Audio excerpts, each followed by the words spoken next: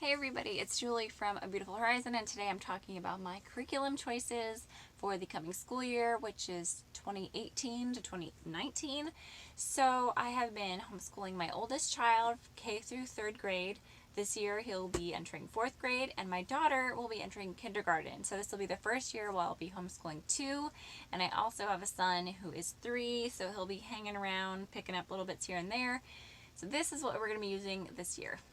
Okay, I don't think I've ever seen anybody else hold up this curriculum, so if anybody does, I was the first one. So this is actually what we've been using for the past 3 years. This will be our 4th year using Christian Cottage School's unit studies. This is volume 4. We started in kindergarten with volume 1. My mom already had it on her bookshelf, and so I took it and I ran with it, and I was like, hey, I don't see any reason to change.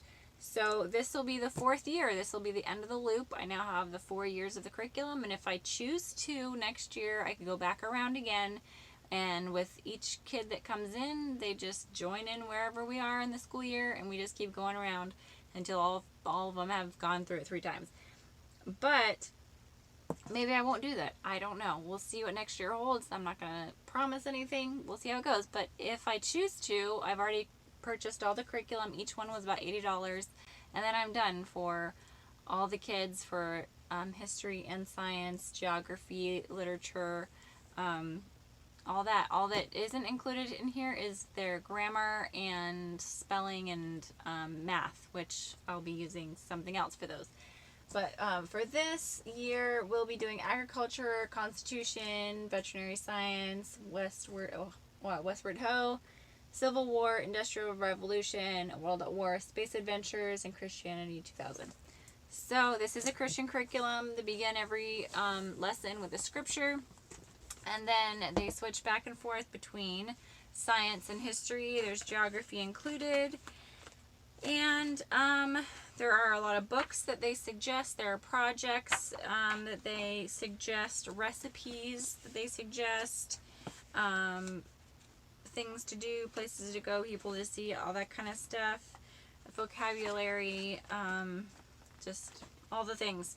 So that's what we'll be doing for our unit studies this year, and supplementing with living books and field trips, all that sort of thing. So that's what we're doing this year.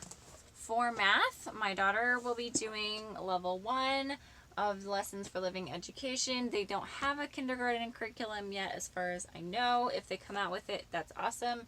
But I think we'll just go ahead and do this one slowly. I don't expect to finish it this year.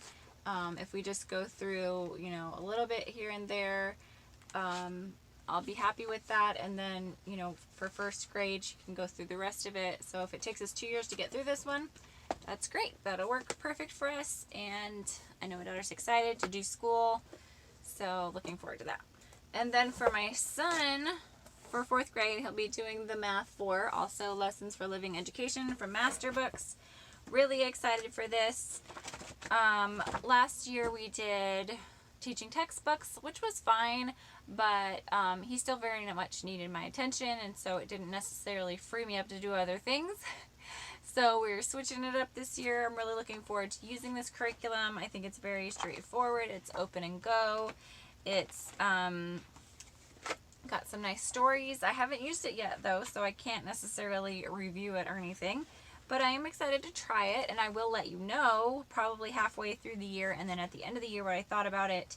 I did like Master Books. It was fine, but I just chose not to do a computer-based curriculum this year. For all the language arts, we are going to be doing The Good and the Beautiful. Several of y'all suggested it when I talked about figuring out what I was going to do for grammar and all that sort of thing in one of my last videos about curriculum, I guess from last year.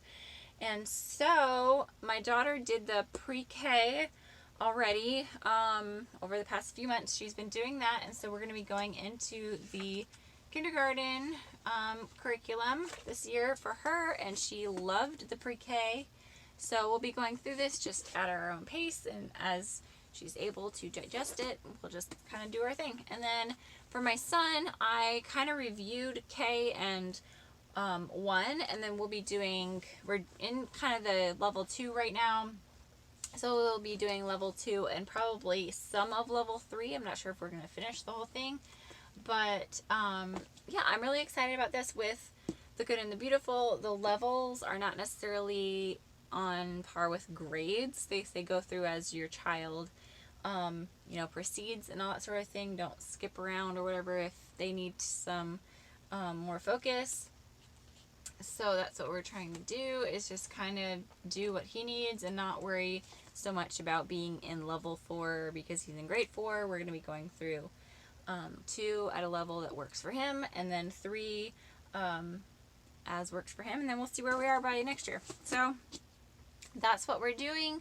I do realize that some people have been talking about the good and the beautiful lately. I have not seen anything in it that I didn't agree with or didn't think was great. So this is what we're using this year. We'll see what the future holds, what we'll be using next year, if we'll be switching to a different curriculum. I love everything master books, so we might do something like that next year. But right now, I'm perfectly happy with what I'm using, and it's working for us. So that's what we're doing. So I would love to know what you guys are doing.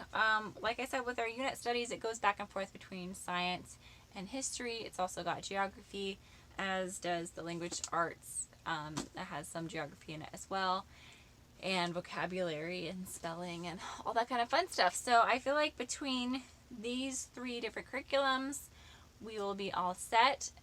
My son and my daughter will be doing the unit studies together, but they'll be doing different levels. My son will be required to have a little more output than my daughter, and their handwriting will be when they write about what they're learning in unit studies. I'm really excited about having it really streamlined and minimal, as I say on my channel, and then we can just love learning together. We can use resources to learn extra little things and do some reading together, and I'm really looking forward to this year. So let me know what you're looking forward to this year. Like this video if you liked it, subscribe if you haven't yet, and I will see you in my next video. Ask me any questions if you have questions about the curriculum. I'd love to do a Q&A or something if you have questions about it. I'll see you later. Bye!